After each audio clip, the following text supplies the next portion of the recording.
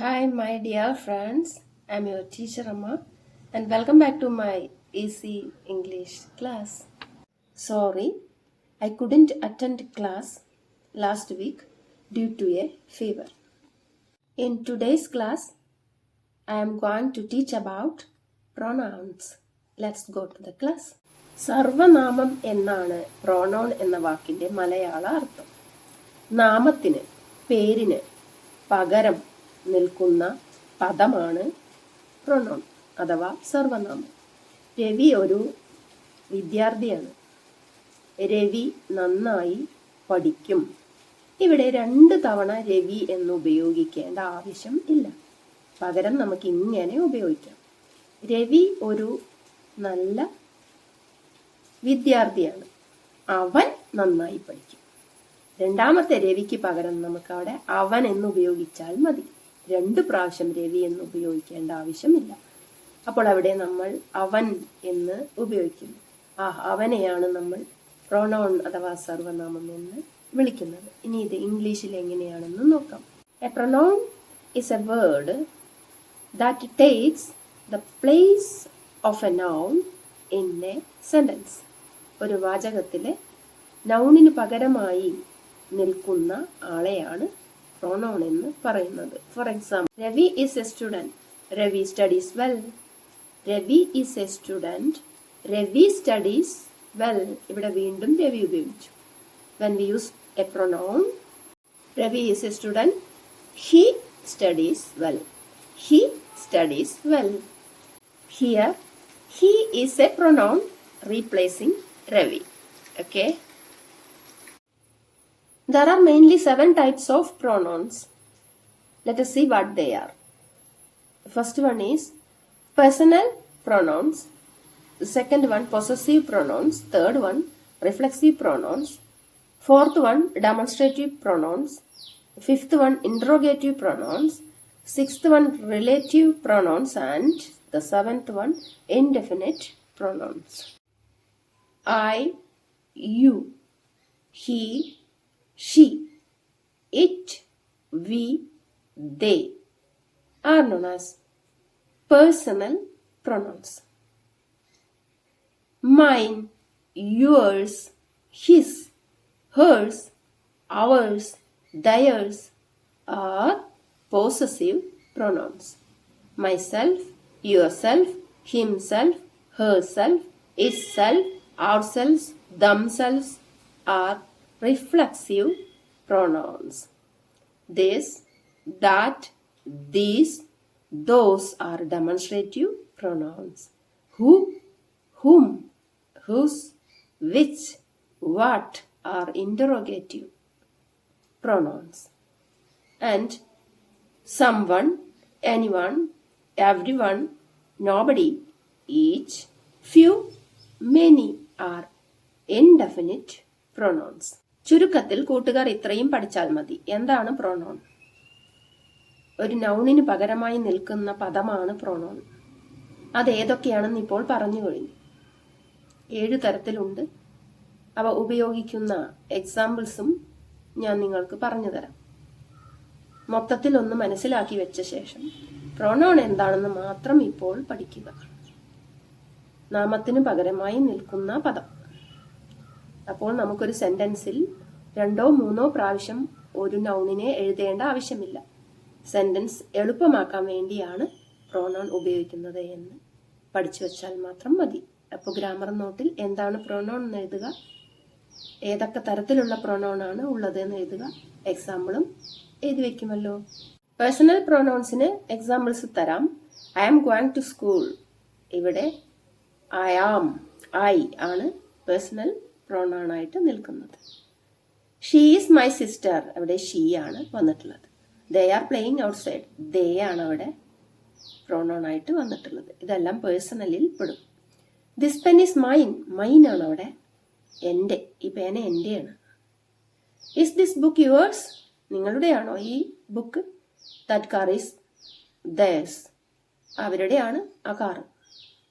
അപ്പൊ ഇവിടെ mine, yours, there's ഒക്കെ വരുന്നത് പൊസസീവ് പ്രൊനൗണുകൾ ആണ്. ഇതൊന്നും വിശദമായി പഠിക്കേണ്ടതില്ല, എങ്കിലും അറിഞ്ഞു വെക്കാൻ വേണ്ടിയാണ്. I made this cake myself. ഞാൻ ഒറ്റയ്ക്കാണ് ഇത് ഉണ്ടാക്കിയത്. Myself. He hurt himself. Himself. We enjoyed ourselves. Ourselves. We enjoyed ourselves at the party. അവിടെ ourselves. ഇതെല്ലാം reflexive pronoun ആണ്. This is my bag. That is a beautiful house. These are my friends. Those are your books. ഇവിടെ these, that, these, those എല്ലാം demonstrative പ്രൊനൗണുകൾ ആണ്. Who is at the door? ആരാണ് അവിടെ? Whose bag is this? ആരുടെ ബാഗാണ്? What is your name? എന്താണ് നിങ്ങളുടെ പേര്? ഇവിടെയെല്ലാം ക്വസ്റ്റ്യൻ വേർഡാണ് വന്നിട്ടുള്ളത്. Who, whose, what ഇതെല്ലാം ഇന്ററോഗേറ്റീവ് പ്രൊനൗണുകൾ ആണ്. Examples for relative pronoun. The boy who won the race is my friend. This is the book that I was talking about. This dog which barked last night is quite new. These are relative pronouns. Someone is at the gate. Someone is at the gate. Nobody was home. Nobody. Each of the students got a prize. Each. Many were invited but few came. Many were invited but few came. These are indefinite pronoun. ഇത്രയും കാര്യങ്ങൾ pronoun അതിൻ്റെ examples അത് 7 തരത്തിലുണ്ട്.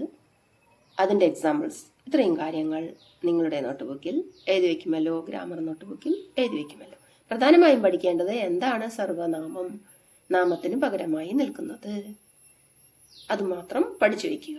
ഇനി നമുക്ക് spoken ഇംഗ്ലീഷിലേക്ക് പോകാം. Today I want to talk about the importance of time. Today, I want to talk about the importance of time. You know, my dear friends, time and tide wait for no man. Time and tide wait for no man. സമയവും തിരമാലയും ഒരാളെയും കാത്തു നിൽക്കാറില്ല. Time is the most valuable resources in our lives. Time is the most valuable resources in our lives. നമ്മുടെ ജീവിതത്തിലെ ഏറ്റവും പ്രധാനപ്പെട്ട ഒരു സംഭവമാണ് സമയം എന്നത്. Time is limited. Time is limited. നമുക്ക് 24 മണിക്കൂറേ ഉള്ളൂ ഒരു ഡേ. അതിൻ്റെ അപ്പുറം സമയം നമുക്ക് ദൈവം അനുവദിച്ചിട്ടില്ല. Time is limited. Once it is gone, we can never get it back. ഒരിക്കൽ നമുക്കത് നഷ്ടപ്പെട്ടാൽ പിന്നീട് ഒരിക്കലും അത് നമുക്ക് തിരിച്ചു കിട്ടുകയില്ല. Once it is gone, we can never get it back. Proper time management. ശരിയായ സമയത്തെ ഉപയോഗിക്കൽ. Helps us reach our goals. Helps us reach our goals. നമ്മുടെ ലക്ഷ്യങ്ങളെ, ജീവിതത്തിലെ ലക്ഷ്യങ്ങളെ നേടാൻ ശരിയായ ടൈം മാനേജ്മെന്റ് സഹായിക്കുന്നു. Proper time management helps us reach our goals. Time management reduces stress. Time management reduces stress. നമ്മളുടെ tension, stress, സംഘർഷം ഒക്കെ കുറയ്ക്കാൻ ശരിയായ ടൈമിന്റെ ഉപയോഗം നമ്മെ സഹായിക്കും. Time management builds responsibility and discipline. Discipline and responsibility. ശരിയായ ടൈം മാനേജ്മെന്റ് അച്ചടക്കവും ഉത്തരവാദിത്വത്തെയും നമുക്ക് എളുപ്പമാക്കി തരുന്നു. A worker who reaches office on time earns respect and trust. ഒരു തൊഴിലാളി കൃത്യസമയത്ത് ഓഫീസിൽ പോയി കഴിഞ്ഞാൽ അയാൾക്ക് ബഹുമാനവും അതുപോലെ തന്നെ വിലയും ഉണ്ടായിരിക്കും. എന്നും വൈകി ചെന്നാൽ അയാൾക്ക് വിലയുണ്ടാവില്ല. അപ്പോൾ അവിടെ ടൈമിൻ്റെ പ്രാധാന്യം മനസ്സിലാക്കുക. The importance of time. Here I wind up today's class. See you in the next class. Till then, bye-bye.